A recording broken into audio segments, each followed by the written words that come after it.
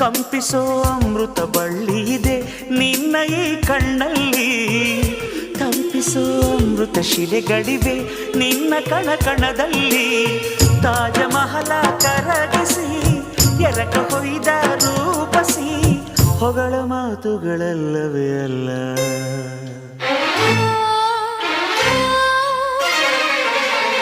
ನಿನ್ನ ವಿನಃ ಏನಿಲ್ಲ,